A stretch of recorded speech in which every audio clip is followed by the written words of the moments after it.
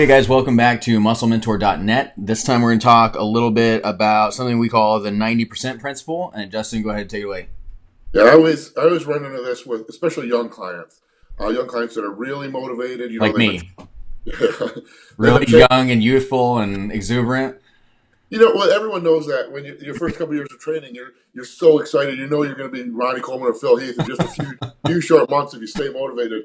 You got legs the next day, and you actually want to squat. It's when you're going for a new bench record, you can't sleep the night before, and you're just fired up and motivated, and you want to be 100% with the diet all the time. And then something happens, and maybe you have a real job, and your boss wants to take your group out for lunch or something, and you go into a full blown panic because you've measured everything out, ate 100% perfect, and you don't know what to do.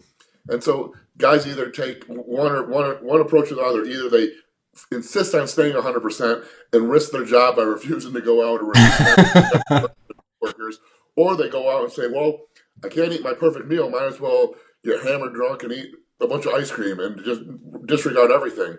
And so it's kind of what I always tell people is I'd much, much, much rather you be 90% correct, 90% good, 100% of the time than 100%, 90% of the time. Because muscle building is a slow process.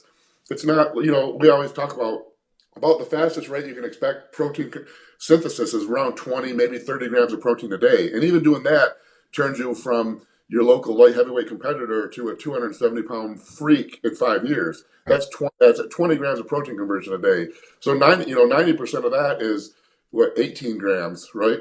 And so 90% is 18 grams. So if you can do 18 grams every single day, that's pretty darn close rather than doing 20 grams 9 out of 10 days and then 0 grams that 10th day, which is 100%, 90% of the time. And Right. the other, no one is going to be 100%, 100% of the time. And I can't tell you how many 18, 19, and 20-year-olds I've said that to, and and they look at me with a smirk and say, "Oh, I'm going to be that guy who can do it. Trust me." And it's like, okay, I felt the same way, and that's why you see so many teen national guys come and go and not make it to the big leagues because at that age they really think they are. The problem is at that age you want to be that way, and we all went through that phase. But you don't want to be that way forever. Pretty soon you get a girlfriend. Pretty soon you have a real job. Pretty soon you have friends who are annoyed that you don't go out. Pretty soon it's been 4 years since you went and had a drink and had a good time, and you can't take it anymore. Mhm. And so those things come up, and the guys that make it in the sport aren't the guys who are 100% perfect some of the time. They're the guys who can be 90% perfect all the time for 20 years, and that's the big key. And that's why I always talk about. I talk about we talk about the intra-workout shake and the right amount of essential amino acids and highly branched cyclodextrins and all these things, and people kind of can get caught up into it and get in that whole paralysis by analysis thing where they think like, well, I didn't have my intra-workout shake today, my workout was worthless, and that's The real. other 6 meals. Yeah. It's and at the end of the day, that's not. It's fun to talk about all those things, but the guys that really make it are the guys who understand the essential process of building muscle comes from eating high quality protein from usually from meat sources or egg sources or maybe protein powders about every 3 hours, and eating high quality carb and fat sources about every 3 hours, and continuing that for 20 years or 10 years. And I think that's a big thing is people get so wrapped up in those. uh, I had a buddy, and this is an advanced lifter, a guy who's placed top three at the Atlantic Stakes as a super heavyweight, losing to only top national competitors. A guy that weighs 270 pounds in the off season, competes around 240.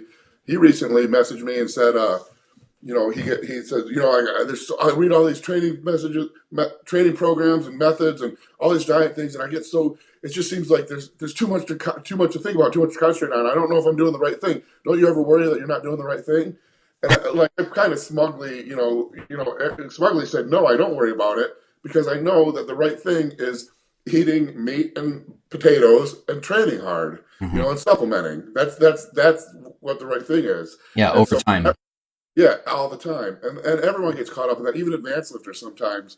But I always say, look at some of the top pro bodybuilders, and uh, I don't want to say, you know, pick, look at some of the top pro bodybuilders. There's some intelligent ones, but there's some who don't come across as so intelligent. Yeah. I don't want to bash anyone's intelligence because it doesn't matter whether they could be brilliant and and just not act like it. I don't know, but pick one of those people you think might not be intelligent, and ask yourself, do you think that guy is weighing out 7.3 grams of, you know, leucine and taking it 28.5 minutes before he does his seventh set of, do you think he's really doing all those things, or do you think he's, supplementing properly and, eating a bunch of protein and carbs every 3 hours or so and training hard?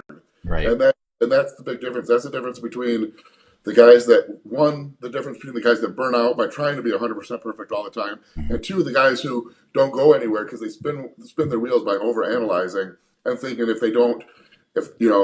can, maybe if they're using insulin, if they forgot to take their insulin before their workout, that their workout's useless and bother.